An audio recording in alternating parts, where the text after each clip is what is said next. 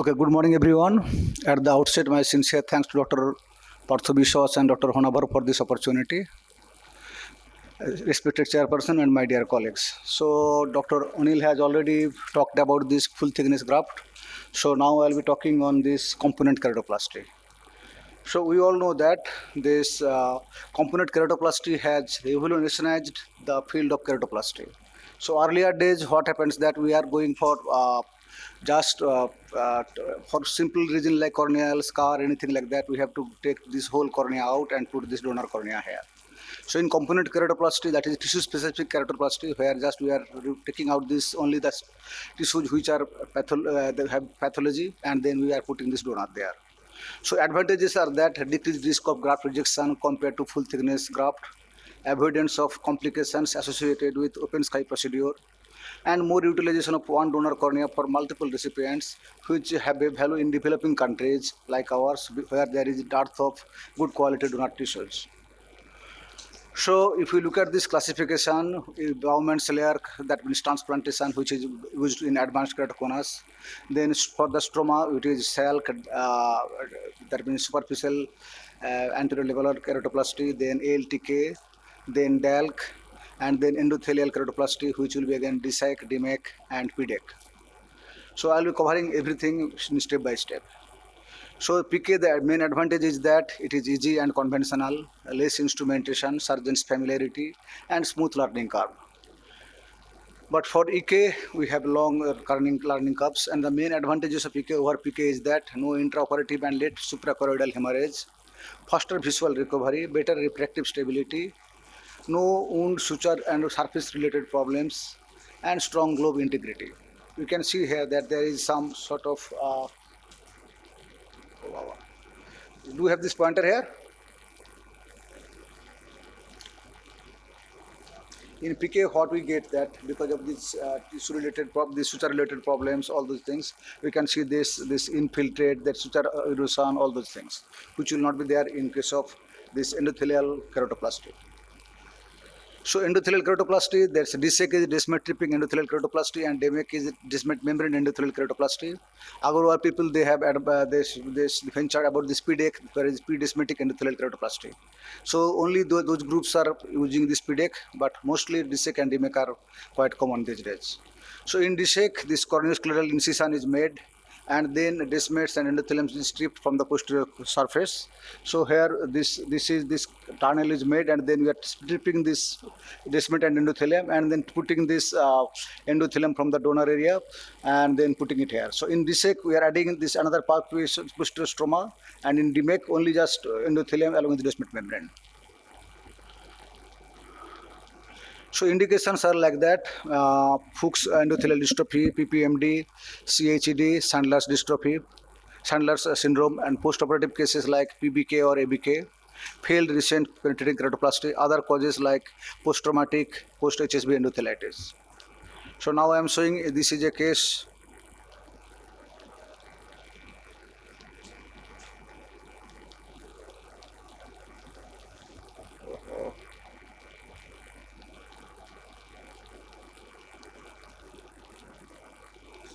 Why can you come? Okay. So this is a case who had this failed therapeutic graft. So in cases, first we have to strip this descemetes membrane. This is quite thick, and there was retrocorneal membrane. Otherwise, in failed therapeutic graft, you may not strip this descemetes membrane. That is called NDSEC.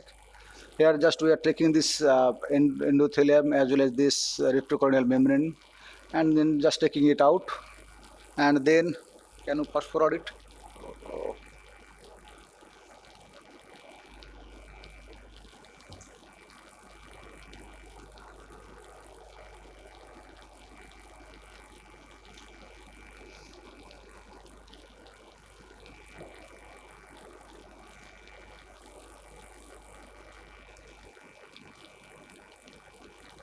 Now we have to measure this.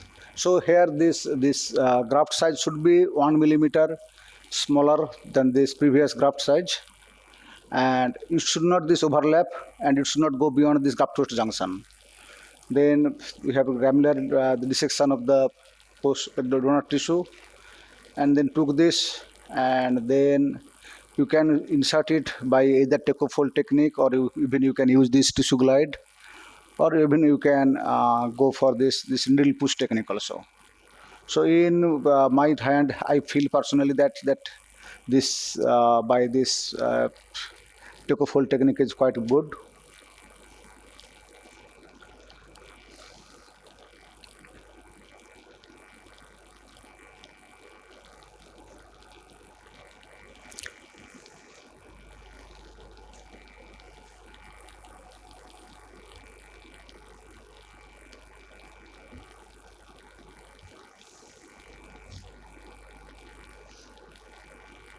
And then after 10 minutes, you should go for fluid air exchange.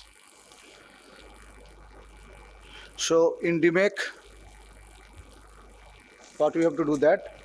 First, you have to strip this hypertrophied epithelium, and in these cases, this DM scoring should be larger than this graft size. So almost from the limbus to limbus, and then took out this. I have to peel this descemet membrane from the donor tissue.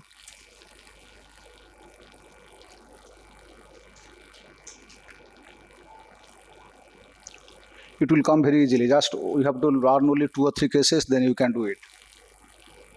Even I also felt that I cannot learn DMEC.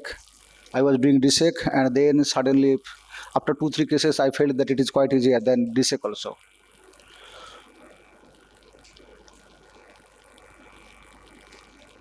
Then you have to put this stamp.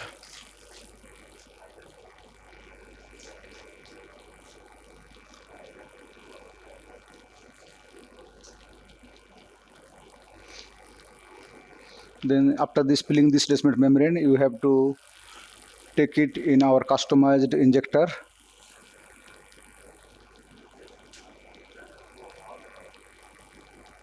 This is customized injector, and then you have to just transfer.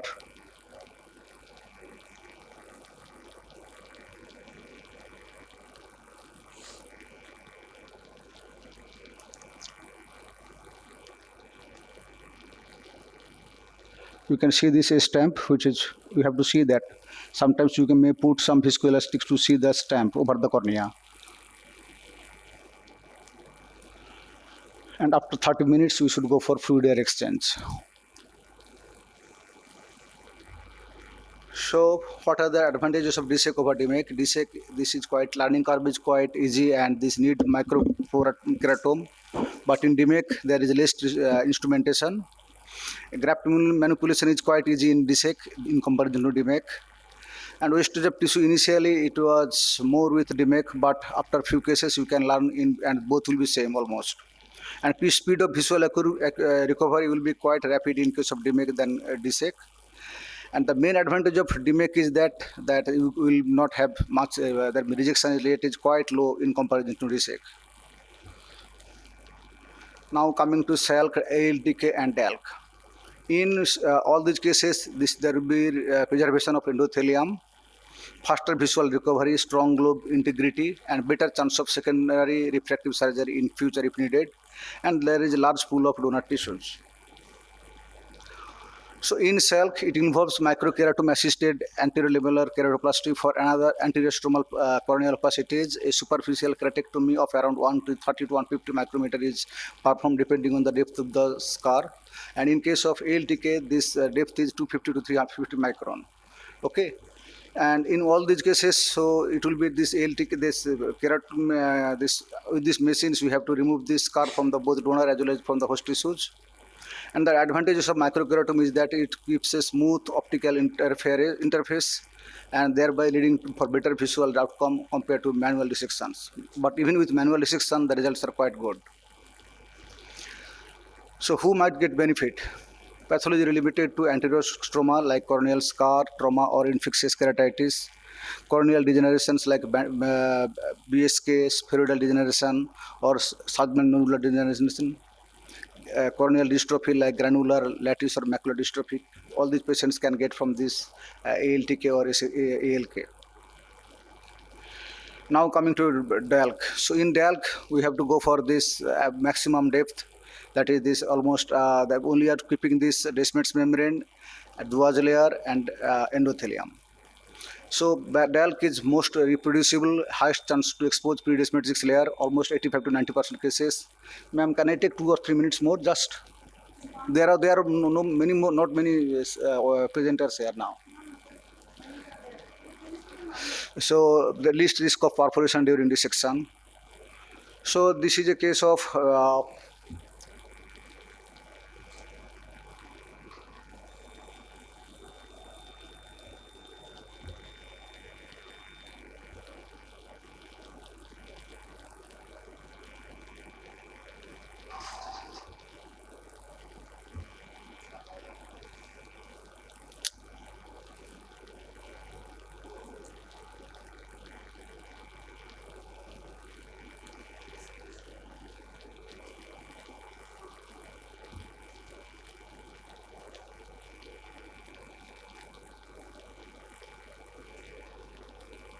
so after removing this anterostromal cap, then you have to go almost center by using 26 or 27 gauge needle, and then go for DALK, big bubble formation. So it is a type 1 bubble. You can see that this bubble, this gas is spreading from center to the periphery. So you can see that this is the area of bubble formation, and then you have to give a sharp dissection, and you can put some sort of viscoelastics for slow egress of the gas, and then put a stabs paracensis incision, and then complete the procedure.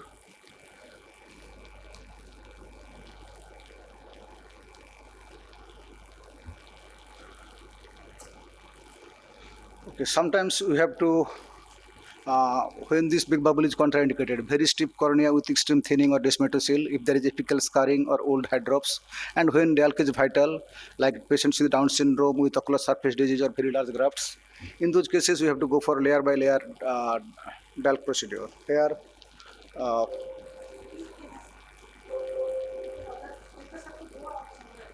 okay. Please finish quickly, other speakers have to go out to some session or they have to flight to catch. So this is layer by layer DALK. Okay.